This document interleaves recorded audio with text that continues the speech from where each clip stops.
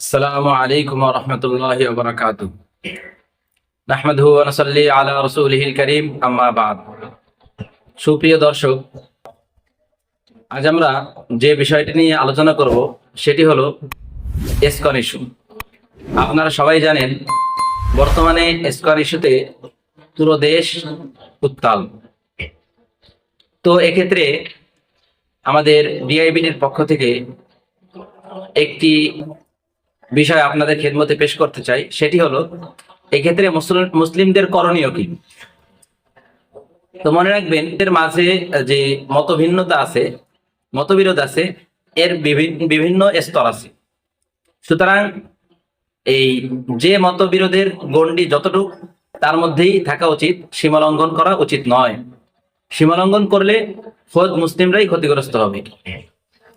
তো মনে করুন, যদি প্রথমত আমরা ধরি ইমান এবং কুফুর, অর্থাৎ ইসলাম এবং নন ইসলাম, এর মতবিরোধটা, তো এক্ষেত্রে আমাদের বলতে হবে বা আমরা বলবো এখানে কোনো আপোষ রফা নেই যে কুফরের সাথে, অর্থাৎ নন ইসলাম যে বেদিন, এদের সাথে আমাদের কোনো ধরনের আপোষ হতে পারে না। হ্যাঁ, মানুষ হিসেবে আমরা একই পৃথিবীর অধিবাসী, এটা ঠিক আছে, কিন্তু ইসলাম নন ইসলামের ক্ষেত্রে তাদের সাথে আমাদের কোনো আপনার আদর্শগত হোক, চিন্তাগত হোক, কোন রকম আপোষ চলবে না।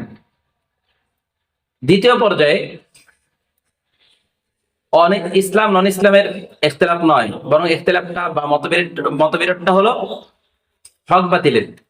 অর্থাৎ যাদের সাথে আহলে সুন্নাহ ওয়াল জামাআহ, অর্থাৎ আহলে হকের মতবিরোধ, তারা অনইসলামিক নয়, অমুসলিম নয়, কিন্তু বিভিন্ন চিন্তাগত বিপদগামিতায় তারা লিপ্ত। যেমন বিভিন্ন যে বাতিল ফেরকা আছে বর্তমানে, আপনার সাতপন্থী ইত্যাদি ইত্যাদি যারা আছে, তো এদের সাথে আহলুস সুন্নাহ ওয়াল জামাতের যে মতবিরোধটা, এটা মূলত হক বাতিলের মতবিরোধ, ইসলাম নন ইসলামের মতবিরোধ নয়। তো এক্ষেত্রে মনে রাখতে হবে, আমরা যারা নন ইসলাম, মানে যারা ইসলাম ধর্মের অনুসারী না, তাদের সাথে যে আচরণ করি, এই যে সমস্ত আহলুস সুন্নাহ ওয়াল জামাতের সাথে যাদের মতবিরোধ আছে, জামাত ইসলাম বলেন, সাতপন্থী বলেন, এরপরে আপনার তথাকথিত আহলে হাদিস বলেন, তো তারা তো মুসলিম। তাদের সাথে আমাদের অমুসলিমদের সাথে যে আচরণ করা হয়, সেই আচরণ কখনোই করা যাবে না, এটা জুলুম হবে। তারা আমাদের মুসলিম ভাই। বিভিন্ন আকীদাগত কারণে তাদের সাথে আহলুস সুন্নাহ ওয়াল জামাতের মত পার্থক্য থাকতে পারে, তো তার সীমারেখা আছে। তাদের সাথে যদি তাদেরকে যখন রদ করা হবে, তাদেরকে ভুল ধরে দেওয়া হবে, সেক্ষেত্রে দলিল প্রমাণের আলোকে তাদের খণ্ডন করা যেতে পারে, কিন্তু জুলুম করা যাবে না। আর প্রথম যে দল বলেছিলাম, কুফর এবং ইসলামের যে মতবিরোধটা, এক্ষেত্রে তাদের সাথে তাদেরকে দিনে দাওয়াত দিতে হবে। সেক্ষেত্রে নববী পদ্ধতি, অর্থাৎ সুন্নাত তরিকায় দাওয়াত দিতে হবে। যেমন আল্লাহ তাআলা কোরআনের মধ্যে বলেছেন, উদউ ইলা সাবিলি রাব্বিকা বিল হিকমা ওয়াল মাউইযাতিল হাসানা ওয়াজাদিলহুম বিল্লাতী হিয়া আহসান। অর্থাৎ দাওয়াত দিতে গিয়ে যদি মতপার্থক্য দেখা দেয়, বিভেদ সৃষ্টি হয়, তো এই ক্ষেত্রেও তোমরা কি করবে? তোমরা উত্তম পদ্ধতি অবলম্বন করবে, উত্তম পদ্ধতি অবলম্বন করবে। গালি দিলে গালির বদলে গালি দেবে না। তো এভাবে যদি দাওয়াত দেওয়া হয় অমুসলিমদেরকে, তাহলে ফায়দাজনক হবে। আর তৃতীয় যে প্রকার মতবিরোধ মুসলিমদের মধ্যে আছে, সেটা হলো মাযহাবের ইখতিলাফ, যেমন হানাফি, শাফি, মালিকি, হাম্বলি। তো এক্ষেত্রে বলতে হবে, কোন মাযহাবই আপনার ভ্রান্ত নয়, সকল চার মাযহাবই সঠিক। তো আপনার ঈমান ও কুফরের যে ইখতিলাফ, এখানে যে আচরণ, সেই আচরণটা তো কখনোই আপনার ইসলাম এবং হক বাতিলের যে ইখতিলাফ, অর্থাৎ আহলুস সুন্নাহ ওয়াল জামাতের সাথে অন্যান্য মুসলিম যারা মুসলিম আছে, ইসলামের চৌহদ্দিতে আছে, কিন্তু বিভিন্ন আকীদার কারণে ইসলামের চৌহদ্দিতে থাকা সত্ত্বেও বিপদগামী হয়ে গেছে, তাদের সাথে ওই আচরণটা করা যাবে না। অর্থাৎ আমি বলতে চাচ্ছি, প্রত্যেক ইখতিলাফের যে গণ্ডি আছে, সেই গণ্ডির ভিতরেই থাকতে হবে। তো তৃতীয় প্রকার যে ইখতিলাফের কথা বললাম, মাযহাবে ইখতিলাফ, অর্থাৎ মাযহাবের মধ্যে যে ইখতিলাফ, এই ক্ষেত্রে তো দ্বিতীয় পর্যায়ের যে ইখতিলাফ বা মতপার্থক্য, সেটার পর্যায়ে নিয়ে যাওয়া যাবে না।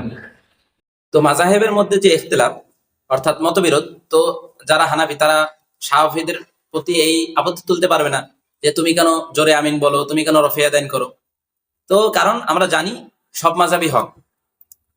আমার যেটা বলার ইচ্ছা বা বলা উদ্দেশ্য, সেটা হলো, যখন বৃহত্তর কোনো সমস্যা হবে, যেমন ইসলাম এবং কুফরের মধ্যে দ্বন্দ্ব হবে, তখন মুসলিমদের মধ্যে যে এই ভাগগুলো আছে আমি যেটা বললাম, মানে আপনার মাযহাবগত যে ভাগ মতবিরোধ, এরপরে আপনার হক বাতিলের যে মতবিরোধ, অর্থাৎ আহলুস সুন্নাহ ওয়াল জামা, এদিকে জামাত, সাতপন্থী, তথাকথিত আহলে হাদিস, এই মতভেদ ভুলে গিয়ে তখন কাঁধে কাঁধ মিলিয়ে মুসলিম হিসাবে, অর্থাৎ ইসলাম হিসেবে আমরা সবাই এক হয়ে তাদের বিরুদ্ধে আমরা কি করব, দাঁড়িয়ে যাব।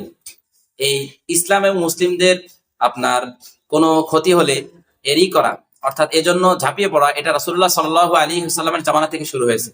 খোদ রাসূলুল্লাহ সাল্লাল্লাহু আলাইহি ওয়াসাল্লাম এর প্রতিবাদ করেছেন, সাহাবা, তাবিঈন, তাবে তাবিঈন, আইম্মায়ে মুজতাহিদিন সহ অদ্যবধি পর্যন্ত যারা ইসলাম ধর্মী ছিল অর্থাৎ মুসলিম, তারা সবাই কাঁধে কাঁধ মিলিয়ে কি করেছে, মুসলিমদের পক্ষে কাজ করেছে।